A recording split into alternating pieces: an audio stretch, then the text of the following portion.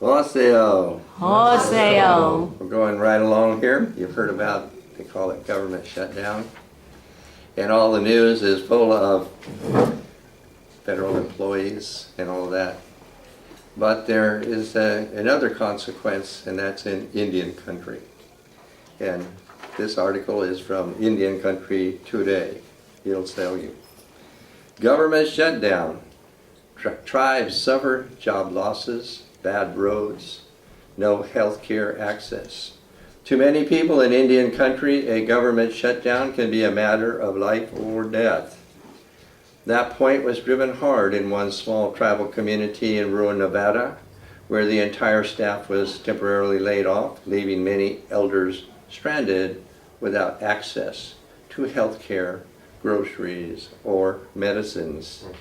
The Yomba Shoshone tribe's entire revenue stream is through federal government funding. And when that ran out on Friday, January 4th, Chairman Ronald Snooks issued a letter to all 18 employees outlining this dire situation. The letter stated that employees are furloughed until further notice and that the official letter could be used to obtain unemployment benefits. Dosatimbe, a citizen of the Shoshone-Paiute tribes of Duck Valley Indian Reservation, is in a situation that is potentially being repeated thousands of times throughout the West as tribal governments, large and small, along with the agencies that serve them, struggle to provide even basic services. The effects of the continued shutdown are rippling through Indian country, even though, as Begay says, these funds are truly obligations on the federal government's part. It's their payment for the treaties that were enacted between us and the federal government. Begay's solution: we need to exempt tribes from future shutdowns, he said. People need to realize that these are legal obligations and the feds are breaking those obligations, which is illegal. Judge Judy would tell the feds, pay the money. The first real Native American newspaper was the Cherokee Phoenix in 1838. I used to have a copy of that. It was printed in Georgia. Of course, with the Cherokee removal, et cetera, that didn't last much longer than that. Much since that time, the federal government, if we can call it, has done everything to exterminate Native culture and language, and especially any news between people. My Cherokee mentor was really trying to do a Cherokee language publication. He made all the type himself. He had a vision of how to make the press. And the police, it was in Berkeley, he broke in and threw everything all over. My job was assorting all the type and putting it back together. It took him a long time to finally print something. And it goes like that. So any kind of news, I depended on newsletters, in the reservations really for news, since there wasn't much circulating larger than that. In 1990, President Bush signed a law protecting our culture and our language.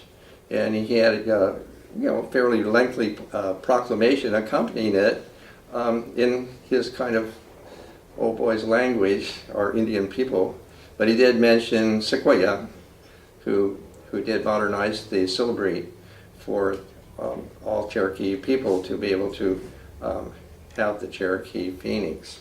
One of those publications that I've been in is the Native Nevada. I was in several of those, and this one I had my painting on the cover. They said 300 of these were sent to Desert Storm over there. At least a couple of people came back and said they read it when they were over there. So it's like that. The other thing we're just kind of going on with is last week I said we had a couple of Native American congresswomen. We've had other posts coming in, and the one I'm presenting today is Lieutenant Governor of Minnesota. and that's in this display here.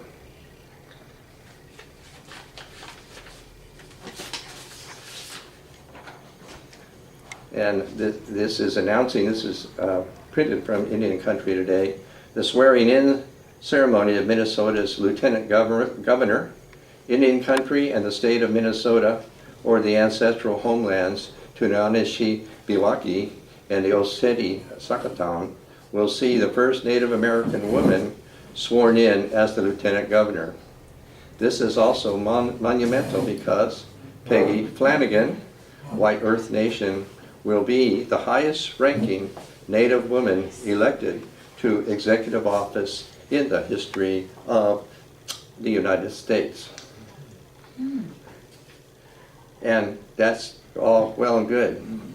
The state of Minnesota in the past did a lot of bad things. There were some really, really horrible things that happened there. And many of Native Americans were evicted from the state of Minnesota. Just fairly recent, I don't know, maybe 3 years ago or so, the governor made a most wonderful restitution.